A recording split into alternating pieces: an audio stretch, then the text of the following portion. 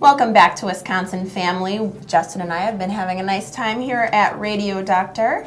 It's a nice space. We're in a part of their showroom, and we're going to learn a little bit more about how they can help you with your car later on. Got a lot of cool gadgets around here. They sure do. And right now, I'm excited about this topic. You may recognize Jim Essence, owner of Jim's Coins, who's joining us today.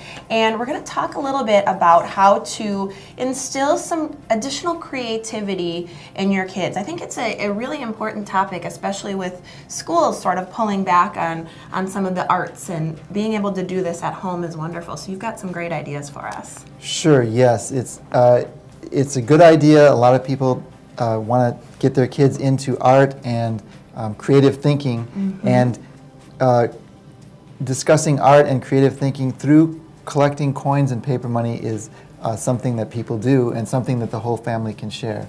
And it's something I've never thought about before, but you're right, there is so much art and symbolism and uniqueness, especially looking back on some of the money from history.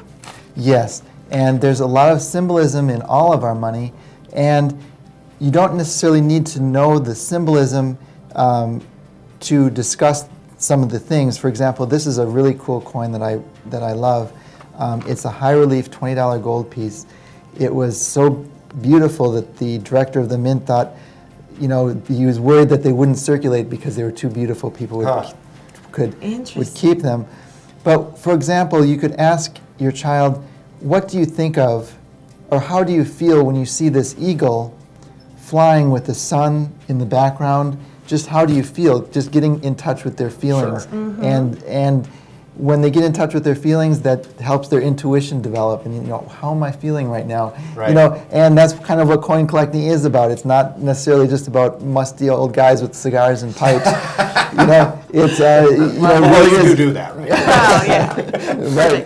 It's about getting in touch. How do these coins make you feel? And so I like how you're saying the emotional connection to art and coin collecting, because that's even an additional component to what you're gaining here. So you're kind of helping to connect with the creativity and the symbolism, but also through learning about your own emotions. Yes. I think that's really interesting and a unique approach. And I think it's easy enough for people to say, when you look at the eagle on the back of that, they think freedom, because eagle for our country is a symbol of freedom. But I think flying over the sun in the background, that kind of has hope to it. I kind of feel hopeful when I see that. Yes, yes, and victory. Yes. And then on the front you have Miss Liberty marching forward with her torch and the olive branch in her hand there.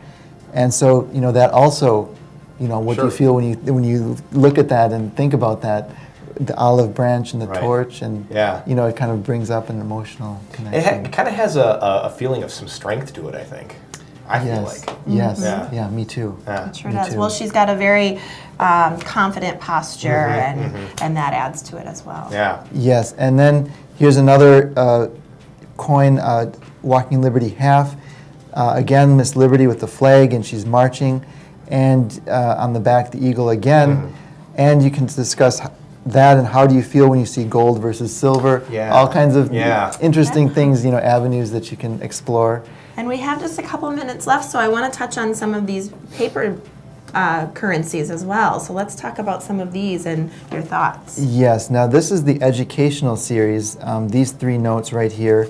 And they were actually, back in the day, they thought, we really need to introduce the United States to art, and that's important. So they made these very beautiful. They're considered some of the most beautiful currency made, so that everybody could enjoy it, because it'll reach the boonies wherever, and people will be able to enjoy it. Lots of symbolism here. For example, this one, Lady Liberty, or America, standing on the world with a light bulb that was brand new in 1896, which is when this note was.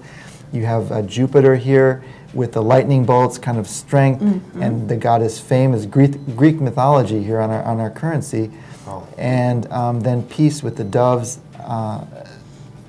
in the background. What I find unique too is even the numbers are really different from what we use today. Right. The sort of script that you see throughout. Yes, the classical our old currency is much more classical and ornate than currently. Yeah. And you brought just kind of a standard garden variety $1 bill here too, but there's a lot that can be learned from even that. Yes, you don't need to have these fancy old notes. Even on the back of our $1 bill, this is our the national seal here. We can talk about that.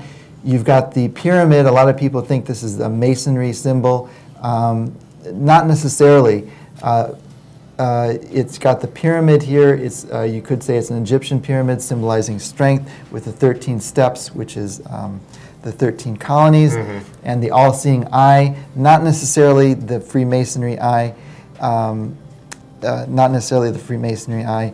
And of course, you've got the Latin on the top and the bottom.